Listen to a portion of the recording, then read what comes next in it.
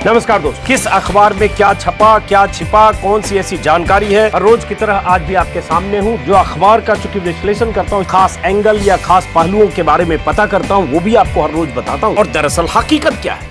नमस्कार दोस्तों, हर रोज की तरह आज भी आपके सामने हूं। दिल्ली से छपने वाले अखबारों का बंडल मेरे हाथ में है।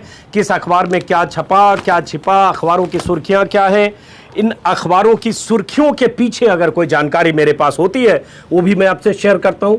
रिसर्च के जरिए अगर मैं कुछ अतिरिक्त जानकारी जुटाता हूं वो भी शेयर करता हूं। और इसके अलावा कभी कभी खबरों पर मेरे मन की बात, जब प्रधानमंत्री मन की बात करते हैं तो एक पत्रकार के नाते मैं भी मन की बात करता हूं उन खबरों के विश्लेषण के साथ। तो शुरू करते हैं दोस्तों। कई तरह की खबरें हैं आज, उन खबरों पर बात करूंगा। चीन को लेकर, रिया को लेकर, हालांकि रिया को लेकर दिन रात अगर दर्जनों चैनल, 50 रिपोर्टर और दर्जनों एंकर्स दिन रात बात कर रहे हैं, 2.5 महीने से मुहिम चला रहे हैं, तो मुझे लगता है उस पर मुझे बात करने की जरूरत नहीं है। आप दिन रात हेवी डोज से आप एकदम, आपका पेट और मन दोनों भर जाता होगा, आपकी आत्मा भी तृप्त हो रही होगी रिया की खबरों से।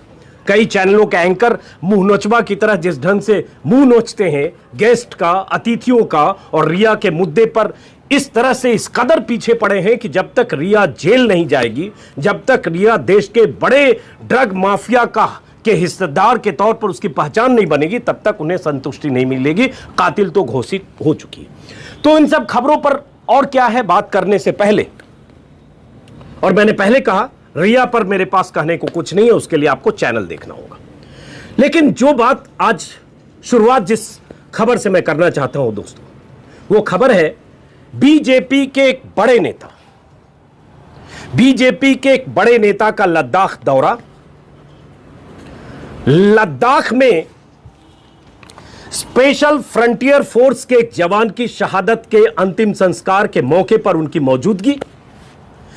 मौजूदगी के बाद उनकी तरफ से ट्विटर पर दी गई जानकारी और संदेश, उस संदेश के साथ उस बड़े नेता की तरफ से 4 तस्वीरों का साझा किया जाना, और उसके बाद 1 घंटे के भीतर उस बड़े नेता की तरफ से उस ट्वीट को डिलीट किया जाना।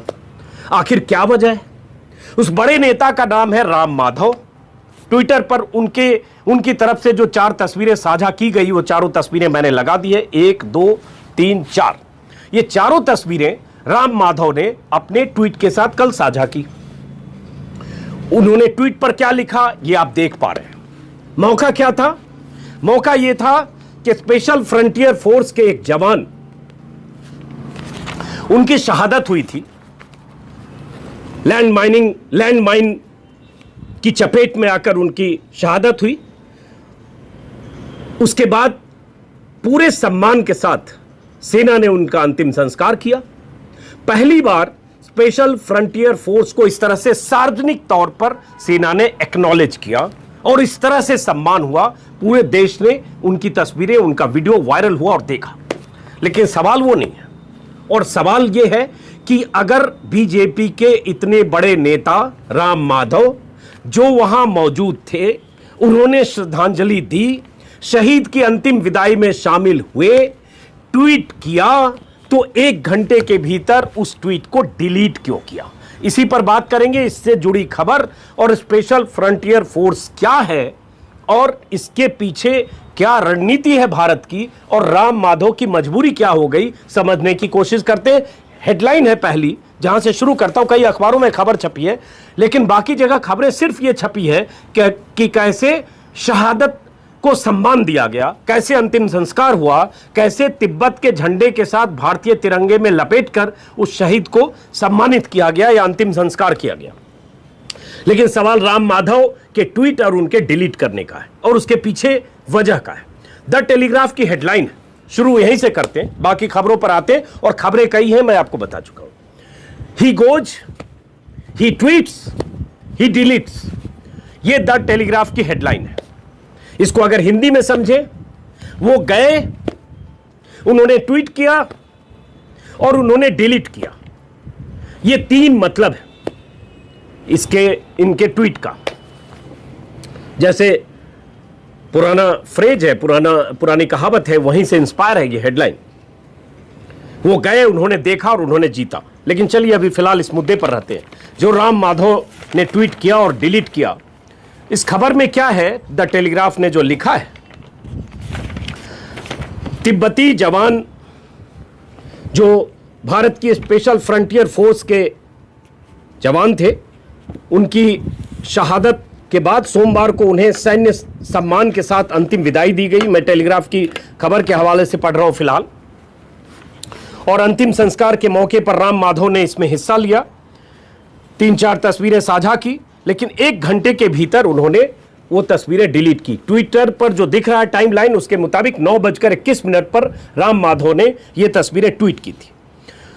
जो ये शहीद हुए जवान, उनका नाम था तेंजिंग, स्पेशल फ्रंटियर फोर्स के जवान थे। 29-30 अगस्त की रात ईस्टर्न लद्दाख में एक लैंडमाइन फटने से उनकी मौत हुई। इस फोर्स का गठन, अब वहीं आते हैं कि वजह क्या है, क्या वजह रही कि उस समय तो राम माधव ने ट्वीट किया, लेकिन क्या वजह रही कि उन्होंने डिलीट किया। अगर टेलीग्राफ की माने, टेलीग्राफ की खबर के हिसाब से देखें तो आकलन है कि पहले तो ट्वीट किया, लेकिन क्या मोदी सरकार के भीतर किसी तरह की यह चिंता या यह वजह थी कि चीन को संदेश देना भी चाहती है सरकार। तिब्बत के लोगों को जिस ढंग से तिब्बत के लोगों को लेकर स्पेशल फ्रंटियर फोर्स है भारत में 1962 के बाद से, लेकिन सार्वजनिक तौर पर इसको एक्नॉलेज कभी नहीं किया गया।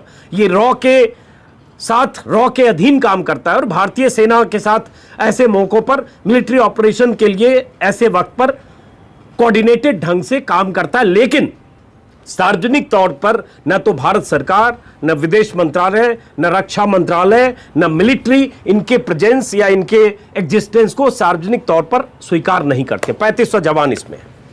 अब सवाल यह उठता है कि पहली बार ऐसा हुआ कि सार्वजनिक तौर पर स्पेशल फ्रंटियर फोर्स के किसी जवान की शहादत को यह सम्मान दिया गया। भारत माता की जय के नारे लगे, तिब्बती झंडा वहां लहरा रहा था। और यह चीन के लिए नाकाबिले बर्दाश्त है अगर चीन इस तरह की चीजों को देखता है, क्योंकि तिब्बत का नाम सुनते ही चीन बौखलाता है। और तिब्बत को भारत जिस ढंग से तिब्बतियों को प्रश्रय देता रहा है, भारत तिब्बत को लेकर जो सॉफ्ट कॉर्नर रहा है, और खासतौर से इस फ्रंटियर फोर्स में तो तिब्बती ही भर्ती होते रहे। बाद में अलग अलग हिस्सों के जो पहाड़ी इलाके हैं उसके जवान भी शामिल हुए, लेकिन शुरुआत में, और इसके पीछे एक मकसद था 1962 की लड़ाई के बाद। तो सवाल उठता है, राम माधव ने ट्वीट डिलीट क्यों किया? टेलीग्राफ ने आगे खबर लिखी है जिसमें उन्होंने कहा है, थोड़े विस्तार से जानकारी है उसमें, एक इस फोर्स के बारे में भी बताया कि इस फोर्स का गठन 1962 में हुआ था। पहली बार इस फोर्स की शहादत को, फोर्स के जवान की शहादत को इस तरह से सार्वजनिक सम्मान दिया गया। अब तक ऐसा नहीं हुआ, जो मैं बता चुका हूं वही खबर है इसमें। और उसके बाद वही सवाल उठाए गए कि आखिर राम माधव ने क्यों डिलीट किया। एमए, सेना या सरकार की तरफ से कोई संकेत या जानकारी इसके बारे में, जो घटना हुई या शहादत हुई उसके बारे में नहीं दी गई। पहली बार इस तरह से अंतिम संस्कार में जाने का मकसद क्या था। और उसके बाद जानकारी है, जो स्पेशल फ्रंटियर फोर्स होता है, रॉ का हिस्सा है, आर्मी के साथ इसकी तैनाती होती है, मिलिट्री ऑपरेशन के तहत काम करती है, और ये सब खुले तौर पर पहली बार इस फोर्स को इस तरह से एक्नॉलेज किया गया। वही टेलीग्राफ ने लिखा है। अब यही सवाल है, कई लोगों ने कल सवाल उठाए। स्वाति चतुर्वेदी ने अपने ट्विटर पर लिखा कि आखिर राम माधव ने, अगर राम माधव गए और राम माधव ने वहां पे अगर इन जवानों को, इन शहीद जवानों को श्रद्धांजलि दी, तो क्या ऐसा हुआ? Why did Ram Madhav delete his tweet? The PMO government seems to have zero policy about dealing with China. तो क्या पहले ट्वीट किया, फिर लगा चीन नाराज हो सकता है इसलिए डिलीट किया? या राम माधव ने ट्वीट किया, सरकार और एमए या जो रक्षा मंत्रालय कोई असहज स्थिति में हुआ इसलिए डिलीट किया? इसकी जानकारी नहीं है। हालांकि ये जो हुआ है, जिस ढंग से ट्वीट राम माधव ने किया और डिलीट किया, उसके बारे में टाइम्स ऑफ इंडिया ने भी छापा है पहले पन्ने पर, और इसके बाद एक तस्वीर टाइम्स ऑफ इंडिया ने छापी है, और नीचे फिर टाइम्स ऑफ इंडिया ने भी यही लिखा है कि he tweeted about it before deleting the post. और उसके बाद अंदर 14 नंबर पेज पर टाइम्स ऑफ इंडिया में खबर है। अब सवाल यही है कि क्या भारत सरकार की चीन को लेकर कोई पॉलिसी नहीं है? क्या आप डरते हैं? क्या परहेज करते हैं? या चीन की नाराजगी का डर है? और अगर चीन की नाराजगी का डर था तो फिर इतना हौसला कैसे आ गया कि आपने ट्वीट कर दिया? और ट्वीट कर दिया तो बीजेपी के इतने बड़े नेता, जो पार्टी के महासचिव हैं और ताकतवर नेताओं में से एक है राम माधव, 2 दिन से लद्दाख में थे वो, और उसके बाद उन्होंने ट्वीट डिलीट कर दिया, कोई वजह नहीं बताई। यही टाइम्स ऑफ इंडिया ने भी अंदर छापा है, Ram Madhav attends SSF soldiers funeral, और उसके बाद नीचे छापा है BJP general secretary tweets about it, deletes it later. यही इसमें भी लिखा हुआ है टाइम्स ऑफ इंडिया में। उसके बाद कुछ अखबारों में इस फोर्स के बारे में खबर है, जिसमें नवभारत टाइम्स में भी है। तिरंगे के साथ तिब्बत का झंडा, शहीद की अंतिम विदाई से चीन को इशारा। इसमें नवभारत टाइम्स में यही कहने की कोशिश की गई है कि भारत ने आधिकारिक तौर पर अब तक इस सीक्रेट फोर्स की बात नहीं की थी, लेकिन सोमवार को इस सीक्रेट फोर्स के शहीद कमांडो नेइमा तेंजिंग को अंतिम विदाई देने के लिए राम माधव भी पहुंचे थे, और चीन की कमजोर नब्ज को भारत ने दबाना शुरू कर दिया है। भारत में रह रहे तिब्बती शरणार्थियों से बनी सीक्रेट फोर्स, जिसके बारे में अब तक किसी को नहीं पता थी या खुलकर बात नहीं हुई, पता तो थी, खुलकर बात नहीं हुई। अब यही फोर्स चीन पर मनोवैज्ञानिक दबाव बना रही है, और इसमें जानकारी है कि कैसे जब ये फोर्स बनी तो इसका नाम एस्टेब्लिशमेंट 22 था, बाद में स्पेशल फ्रंटियर फोर्स किया गया। ये फोर्स सीधे पीएमओ को रिपोर्ट करती, चूंकि रॉ के अधीन ये फोर्स काम करती है। और उसके बाद चीन की दुखती रग है तिब्बत, और इस तरह से कुछ जानकारी है। बारूदी सुरंग फटने से उनकी मौत हुई, और ये सब जानकारी है। यही जागरण और बाकी अखबारों ने भी इस फोर्स के बारे में लिखा है। तो यहां तक तो ठीक है, लेकिन बार बार बात तो आती है कि इस फोर्स के बारे में लिखा, ये फोर्स है, तो फिर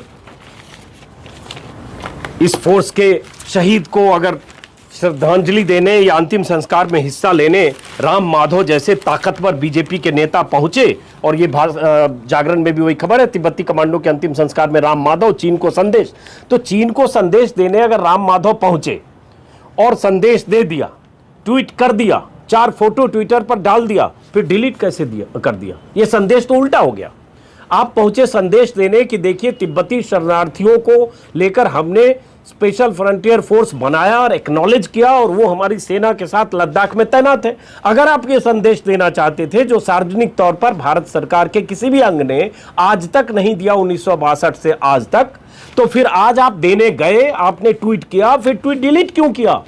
ये सवाल राम माधव से और बीजेपी से पूछा जाना चाहिए, और इसका जवाब देना चाहिए। और इसी में फिर भी इसमें भी स्पेशल फ्रंटियर फोर्स की शुरुआत कब हुई, और तिब्बत के लोगों को ही शामिल किया जाता, जो निर्वासित तिब्बत हैं, जो दलाई लामा के साथ भारत आ गए थे, जो धर्मशाला और बाकी इलाकों में देश के हिस्सों में रहते हैं। बाद में इसमें लद्दाख, हिमाचल और उत्तराखंड के नागरिकों को शामिल किया गया। पर्वतीय इलाकों में युद्धक गतिविधियों में रहती है, ये सब इसमें जानकारी है। और जो नेइमा तेंजिंग थे उनके बारे में भी है कि 58 साल से भारत में रहने वाले निर्वासित शख्स थे, और 30-35 साल से इस फोर्स के हिस्से थे, और उसके बाद उनकी शहादत हुई। तो ये खबर सभी अखबारों में है, लेकिन टेलीग्राफ ने अपने अंदाज में छापा है, जो आप देख चुके। उसके बाद चीन को लेकर जो खबर है कि चीन, जो टाइम्स ऑफ इंडिया की पहली हेडलाइन है कि भारत पर चीन ने कैसे आरोप लगाया है। पीएलए ने कहा है कि चीन ने घुसपैठ की, या चीन ने एलएसी क्रॉस किया और उसके बाद गोलियां चलाई, और उसके बाद जवाबी कार्रवाई पीएलए ने की। तो पीएलए, जो पीपल्स लिबरेशन आर्मी है, जो चीनी सेना, वो घूम फिरकर आखिरकार भारत पर ही आरोप लगा रही है। और उसके बाद इस बीच खबर ये है, और ये खबर कई अखबारों में है, मोटे तौर पर चीन की खबर मैं एक बार बता दूं। और उसके बाद इस बीच जानकारी और खबर ये है, कल भी मैंने बताया था, कि जिसमें कहा जा रहा है कि विपक्ष के नेताओं से प्रधानमंत्री संवाद कर सकते हैं। अगर विपक्ष के नेताओं से संवाद करेंगे तो संवाद तो उन्होंने जून में भी किया था, तीसरे हफ्ते में। जिस संवाद में क्या कहा था आपको पता होगा, ना कोई घुसा है, ना कोई घुसा है, ना कोई कब्जा हुआ है। अब अगर संवाद करेंगे, 14 तारीख से संसद का सत्र है, तो उम्मीद यही है कि इस बार प्रधानमंत्री सच और वहां की स्थिति बताएंगे, जो दरअसल वहां के हालात है। वैसी कोई बात नहीं बताएंगे जिसका सच से कोई रिश्ता ना हो।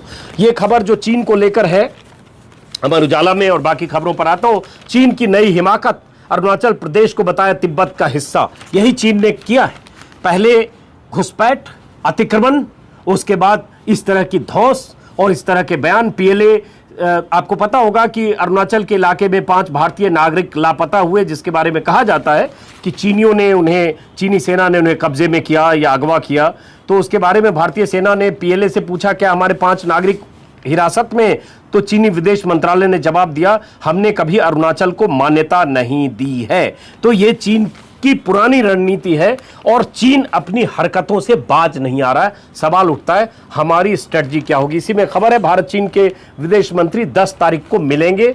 जयशंकर रूस की राजधानी मॉस्को पहुंचेंगे और शंघाई सहयोग संगठन जो है SCO उसकी मीटिंग होगी, उसमें हो सकता है अलग से उनकी मुलाकात हो, विदेश मंत्री चीनी विदेश मंत्री से बातचीत हो। तो इस तरह की खबर कई अखबारों में चीन को लेकर है और भास्कर में भी है। उसके बाद मैं आता हूं जो असली चीज ये है वो कि प्रधानमंत्री अब क्या भरोसे में लेंगे विपक्ष को, असली सवाल वहां है। भास्कर की खबर है दादागिरी पर उतरा चीन, अरुणाचल को बताया अपना हिस्सा, 5 भारतीय बंधकों पर खामोश। ये चीन बार बार करता है, दशकों से करता रहा है, फिर कर रहा है। और कल भी मैंने बताया था कि बार बार बीजेपी के नेता ये आड़ न लें कि ये चीन समझे कि ये मोदी का भारत है, 62 का और नेहरू का भारत नहीं है। अच्छी तरह से चीन जानता है, इस पर कल वीडियो में मैं बात कर चुका हूं। और उसके बाद चीन के बारे में खबर है, हिलटॉप पर कब्जे की चीनी सेना की कोशिश को हमारी सेना ने नाकाम किया था। उसके बाद कैसे चीन बौखलाया हुआ है और दुनिया भर की बाकी खबरें चीन को लेकर है। जागरण में बता चुका, एक जागरण में भी है वही खबर कि कैसे ये जो घटना हुई है, गोलीबारी हुई है और चीन ने उल्टे भारत पर आरोप लगाया है। तो उसमें है कि पहली बार 45 साल के बाद ये गोली चली है। LAC पर 45 साल बाद गोली चली, बौखलाए चीन ने भारतीय सैनिकों पर फायरिंग की, अतिक्रमण की कोशिश का आरोप मढ़ा। और उसमें वही है, चीनी सरकार के मुखपत्र ग्लोबल टाइम्स ने चीनी सेना के हवाले से पूरी घटना का दोष भारत पर मढ़ दिया है। कहा है कि भारतीय सैनिकों ने घुसपैठ की कोशिश की। ये खबर मोटे तौर पर कई अखबारों में, टाइम्स ऑफ इंडिया से लेकर अलग अलग अखबारों में मैं आपको बता चुका। अब सवाल उठता है, जो बाकी खबरें हैं उस पर मैं आता हूं और इसी उम्मीद के साथ फिर से बाकी खबरों पर आने से पहले कि प्रधानमंत्री से उम्मीद करेंगे और अपील करेंगे कि देश को भी भरोसे में लीजिए, विपक्ष को भी भरोसे में लीजिए और इस बार विपक्ष को वहां की हकीकत बताइए कि हो क्या रहा है, ताकि पता चले कि सरकार विपक्ष को भरोसे में लेकर और तब चीन से मुकाबला करना चाहती है। वही स्थिति बेहतर होगी। प्रधानमंत्री जी, कोरोना को लेकर कई अखबारों में खबरें हैं, लेकिन एक खबर जो मैं बात करना चाहता हूं कोरोना से पहले थोड़ा, जो एक खबर आई है अमर उजाला में और इंडियन एक्सप्रेस में, उस खबर के पहलू पर अभी समझना पड़ेगा। उस खबर में चूंकि पुलिस ने उसका खंडन किया है, अमर उजाला में एक खबर छपी है और कल भी हमें पता चला था कि एक टैक्सी ड्राइवर की हत्या की गई और उस टैक्सी ड्राइवर के परिवार का आरोप है कि उसने जय श्री राम बोलने से इनकार किया, बुलंदशहर से लौट रहा था और उसके बाद गुरुग्राम से वो चला था, सवारी छोड़ने बुलंदशहर गया था, लौट रहा था कैब चालक। उसके बाद ग्रेटर नोएडा में उसकी हत्या हुई। बदमाश जबरदस्ती कार में बैठ गए और टोल प्लाजा के पास एक फुटेज भी मिला है। बेटे ने कहा है कि मोबाइल में रिकॉर्ड हुई जय श्री राम बुलवाने की आवाज़। ये जो बेटे का आरोप है और जो पूरी कहानी है स्क्रीन पर मैंने लगा दिया, इससे आप अंदाजा लगाएंगे। और परिजनों की तहरीर पर केस दर्ज कर लिया गया। लूट और हत्या की धारा में रिपोर्ट दर्ज हुई है। पुलिस का कहना है कि इसमें जय श्री राम बुलवाने का कोई मामला नहीं है, जबकि परिजनों का आरोप है कि रिकॉर्डिंग में बातचीत के अलावा जय श्री राम बोलने के लिए कहने की आवाज़ सुनाई दे रही है। दरअसल हुआ ये था कि उस कैब ड्राइवर ने करीब रात 12 बजे गश्त के दौरान आफ्ताब की कार GT रोड के पास एक जगह मिली लावारिस स्थिति में। उसमें बुरी तरह से वो घायल थे, जिन्हें हॉस्पिटल ले जाया गया। बाद में उन्हें मृत घोषित किया गया। कहानी ये है कि गुरुग्राम से बुलंदशहर सवारी छोड़ने गए थे, लौट रहे थे। ग्रेटर नोएडा के बादलपुर इलाके में आसपास कहीं बदमाश उनकी गाड़ी में सवार हुए होंगे उनके सवारी के तौर पर। रास्ते में क्या हुआ इसके बारे में पूरी तरह जानकारी नहीं है, लेकिन टैक्सी ड्राइवर ने अपने घर वालों को फ़ोन किया और उसके बाद उस बातचीत के बाद उन्होंने अपना फ़ोन शायद ऑन रखा। उसी फ़ोन में उस बातचीत की रिकॉर्डिंग है जो टैक्सी के भीतर हो रही थी। अब इसके बाद जांच के बाद पता चलेगा कि दरअसल पूरा मामला क्या है, लेकिन अगर इसमें वो मामला है जो परिवार कह रहा है तो ज़रूर चिंता करने की बात है। और ऐसी घटनाएं इस देश में हुई, अभी जयपुर में हुई थी जिसका वीडियो मैंने अभी बनाया था, मेरे ख्याल से 2-3 सप्ताह पहले की बात है, और देश में अलग अलग जगहों पर हुई है। लेकिन इस मामले में अभी जांच से पता चलेगा। पुलिस खंडन कर रही है। इंडियन एक्सप्रेस और बाकी कई अखबारों में ये खबर, हिंदू से लेकर कई अखबारों में ये खबर है। इंडियन एक्सप्रेस में भी वही है, cab driver killed, son says told to chant Jai Shri Ram bye accused, और ये खबर उसी में है, उस ड्राइवर की तस्वीर छपी है। ये कई अखबारों में खबर है। कोरोना को लेकर अब जो स्थिति है वो बहुत चिंताजनक है। कुछ अखबारों में खबरें हैं और आपको पता होगी कि हम सब लोग जितना निश्चिंत और लापरवाह हो रहे हैं उसका खामियाजा देश भुगतेगा अगर हम सब लोग सचेत नहीं हुए। सरकार, सिस्टम, अस्पताल, स्वास्थ्य सुविधाएं वो अपनी जगह है, लेकिन कुछ सतर्कता और सजगता हम लोगों को भी करने की जरूरत है। अब ये खबर है टाइम्स ऑफ इंडिया में, एक्सप्रेस में भी है, लेकिन मैं टाइम्स ऑफ इंडिया और एक्सप्रेस के साथ चलता हूं और ये समझने की जरूरत है कि अब बहुत बुरे दौर की तरफ हम बढ़ने वाले हैं अगर इसी तरह से टेस्ट होता रहा और ये खबरें जो आ रही हैं अगर इसी तरह से कोरोना का विस्तार होता रहा। ये खबर है टाइम्स ऑफ इंडिया ने पहले पन्ने पर छापा है, India's weekend tally higher than US and Brazil put together. और उसके बाद ये आंकड़ा, एक ग्राफिक छापा है कि कैसे भारत में जो जितनी बड़ी तादाद में जो 94,000 एक दिन में रविवार को भारत में नए मरीज मिले, यूएस और ब्राजील को जोड़ दें तो उनसे ज्यादा मरीज अकेले भारत में मिले, 94,107। और ये बहुत बड़े खतरे की तरफ इशारा करता है, इसको अब समझने की जरूरत है। और देश, मीडिया और आप सब लोग दिन रात रिया की खबरें और जस्टिस फॉर सुशांत के नारे जो बीजेपी चुनावी फायदे के लिए लगा रही है बिहार में, जबकि केंद्र की 3 एजेंसियां ही जांच कर रही हैं, उसमें न उलझे। बड़े मुद्दों पर सरकार को घेरने, सवाल करने और सरकार की तरफ से एक्शन में मोड में रहने के लिए दबाव बनाए रखने की जरूरत है। इसमें कोरोना में खबर है, भारत में कोरोना की वीकेंड टैली जो मैंने बताया, दुनिया भर में जितने केस रविवार को मिले उसका 40% अकेले भारत में मिला है। टेस्टिंग कम होने की वजह से सोमवार को नए केस कम हुए, लेकिन एक दिन में मरने वालों की तादाद अधिकतम 1125 हुई है। ये टाइम्स ऑफ इंडिया की खबर है। एक्सप्रेस में भी पहले पन्ने पर कोरोना को लीड बनाया है कि केसेज कैसे बढ़े, और ये 3 राज्य 17 जिले इसमें केसेज सबसे अधिक बढ़े हैं और वो राज्य हैं महाराष्ट्र, कर्नाटक और आंध्रा। और उन 3 राज्यों के 17 जिलों में कोविड केसेज का नए केसेज का बहुत विस्तार हो रहा है। ये इंडियन एक्सप्रेस की खबर है और जाहिर है इसमें चिंता भी है कि कैसे इस पर काबू पाया जाए, क्योंकि अगर आप ग्रामीण इलाकों में और छोटे छोटे सुदूर इलाकों में अगर ये कोरोना फैल रहा है तो आने वाले समय में इस पर नियंत्रण करना बहुत मुश्किल होगी। अमर उजाला के पहले पन्ने पर 2-3 खबरें हैं और मैं कहूंगा कि पहले पन्ने की खबर अगर बात करने लायक है तो आज मुझे अमर उजाला में ख्याल है कि पहला पन्ना आज की तारीख में कहना मुश्किल है कि ये पहला पन्ना है कि ये पहला पन्ना है, लेकिन चलिए अंदर के पहले पन्ने पर आते हैं, जिसमें एक तो चंदा कोचर के पति दीपक कोचर की गिरफ्तारी हुई है मनी लॉन्ड्रिंग में। सब अखबार में खबर है, वीडियोकॉन और आईसीआईसीआई बैंक के घोटाले का मामला है। लेकिन जो मैं बात करना चाह रहा था, एक खबर है अमर उजाला में, ये टॉप पर है। अब ये देखिए, ये थोड़ी हैरान करने वाली खबर है। जो बीजेपी के विधायक थे, दबंग विधायक थे क्या, मतलब बीजेपी ने उन्हें निकाल दिया पार्टी से जब उनके खिलाफ मुहिम चली और सीबीआई जांच से लेकर और हर तरफ से जब वो फंस गए, तब जब दबोचा गया उन्हें हर तरफ से, तब कुलदीप सिंह सेंगर के मामले में अमर उजाला की यह खबर थोड़ी अलग है। अब इस खबर में क्या है कि सेंगर के मामले में तत्कालीन डीएम और 2 एसपी को सीबीआई ने माना दोषी। अदिति हापुड़ के अभी डीएम है, ये तस्वीर अदिति की आप देख पा रहे हैं। नेहा आईबी में अभी तैनात है, 2009 बैच की आईपीएस अफसर है, आईबी में प्रतिनियुक्ति पर है। पुष्पांजलि हाल ही में डीआईजी बनी है, 2006 बैच की आईपीएस अफसर है, मणिपुर काडर के आईपीएस है।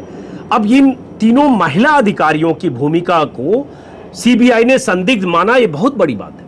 एक महिला के साथ रेप की घटना, एक पॉलिटिकल इन्फ्लुएंस वाले बड़े नेता कुलदीप सिंह सेंगर जैसे विधायक का उसमें शामिल होना, उस पर आरोप, देश भर में माहौल, और उसके बाद 3 महिला अधिकारियों की तरफ से उस मामले में लापरवाही और सीबीआई की तरफ से उन 3 महिला अधिकारियों को दोषी माना जाना, यह मुझे लगता है हैरान करने वाली खबर है।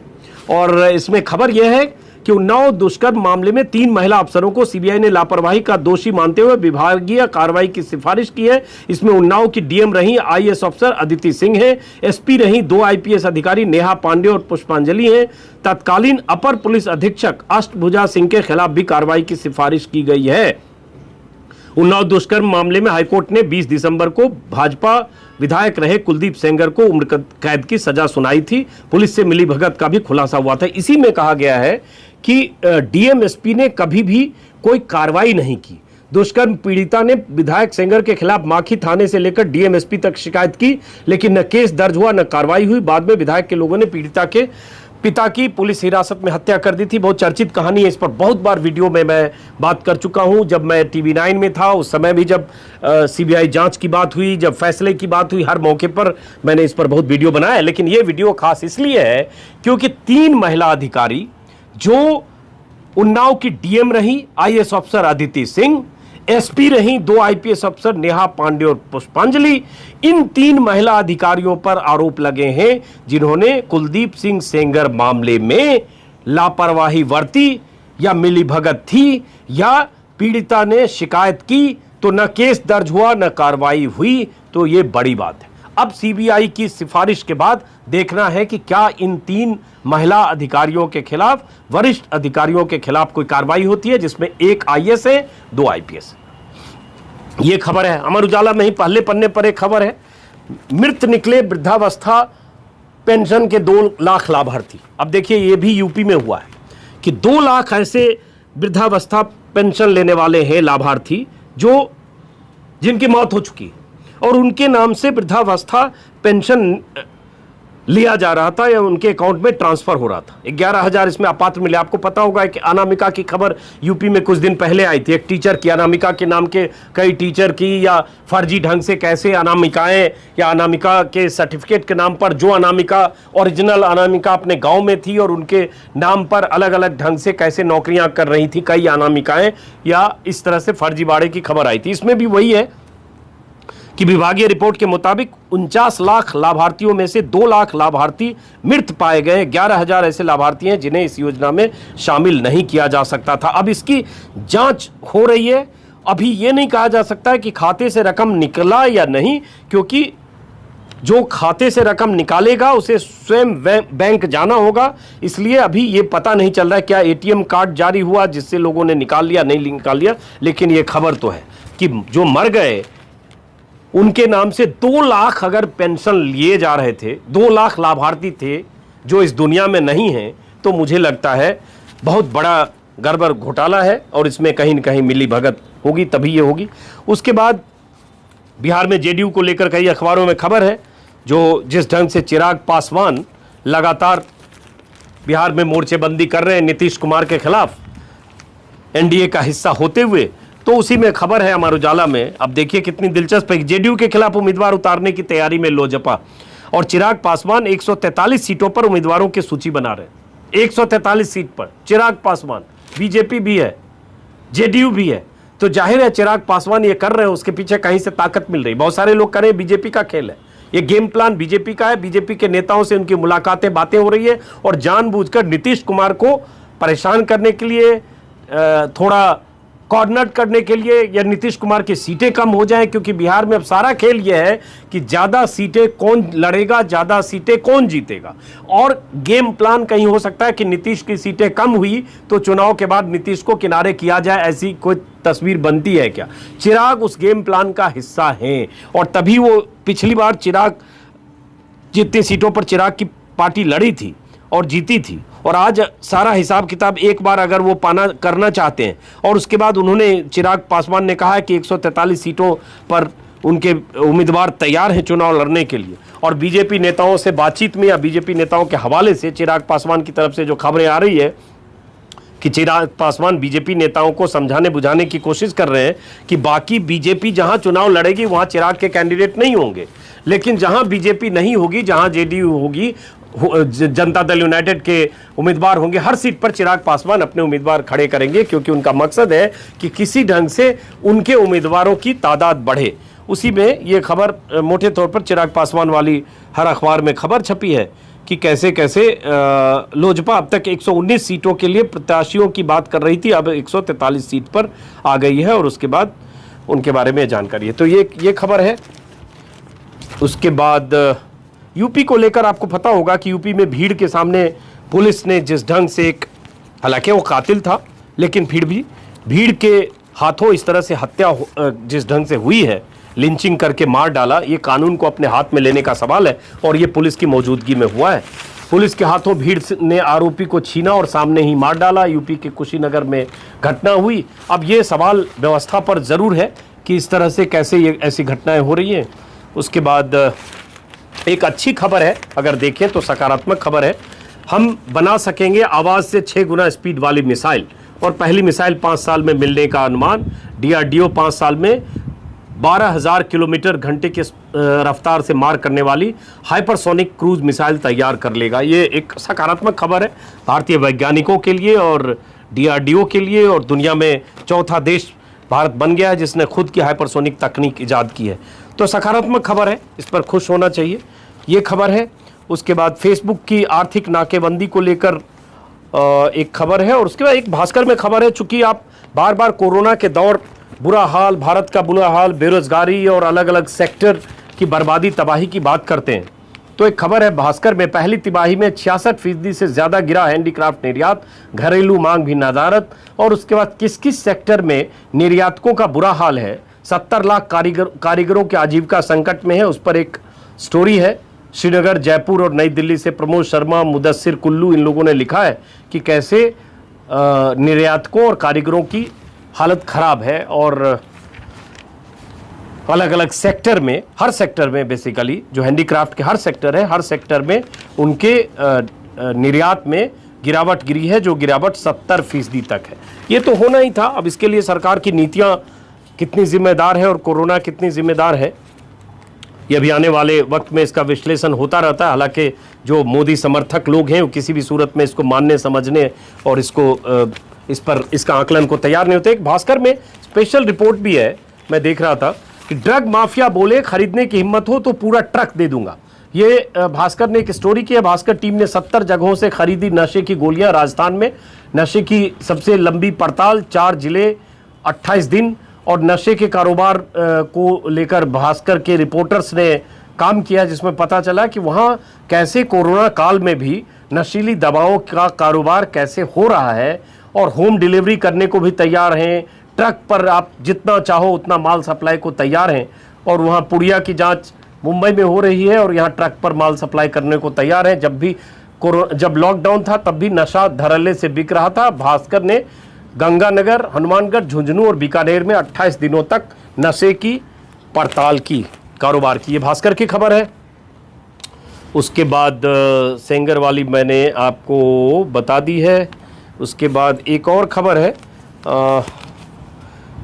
रघुराम राजन ने आज चेतावनी दी है। वो खबर कई जगह है कि रघुराम राजन ने कैसे चेतावनी दी है आर्थिक स्थिति को संभालने के लिए, और हालांकि उनकी चेतावनी का इस सरकार के लिए कोई मायने नहीं है, क्योंकि वो चेतावनी तो देते रहे, और चेतावनी देते देते उन्हें रिजर्व बैंक से बाहर जाना पड़ा, और अब बाहर रहकर चेतावनी दे रहे हैं। कौन उनकी सुनेगा इस सरकार में, कम से कम। हालांकि वो बात कई बार तार्किक करते हैं, और उनके तर्कों के मुरीद दुनिया भर के अर्थशास्त्री हैं, सिर्फ मोदी सरकार और उनके समर्थक को छोड़ दें तो वही खबर हिंदुस्तान की पहली लीड है। भारत हाइपरसोनिक शक्ति वाला चौथा देश बन गया। और उसके बाद ग्रेटर नोएडा वेस्ट में 2 प्रॉपर्टी डीलर को गोलियों से भुना। ये योगी राज में राम राज्य की खबर है। टॉप में हिंदुस्तान ने छापा। ऐसी खबरों की चर्चा मैं अक्सर करता हूं, लेकिन इससे कुछ हो नहीं रहा है।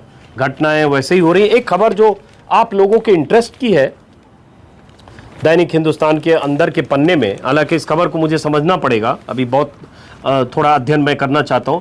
वाहन कवार नीति अगले सप्ताह से लागू होगी, जिसमें अगले महीने से लागू करने की घोषणा है कि कैसे किस किस वाहन को हटाया जाएगा, और 15 साल पुराने वाहनों को सड़कों से हटाने का प्रावधान समाप्त कर दिया गया। लेकिन ऐसे वाहनों को चलाने के लिए प्रति वर्ष फिटनेस प्रमाण पत्र और जो रजिस्ट्रेशन है दोबारा कराना पड़ेगा, और इसको लेके कुछ जानकारियां हैं। अब इसको मुझे खुद समझना पड़ेगा। 30% सस्ते मिलेंगे वाहन, क्योंकि वाहन स्क्रैप में चले जाएंगे। जिनको उस वाहन को रिन्यू कराना होगा उनको ज़्यादा रजिस्ट्रेशन फ़ी देना होगा। ये सब टाइप की खबरें। तो आज वीडियो मैंने थोड़ी देर से शुरू की और लंबा भी हो गया।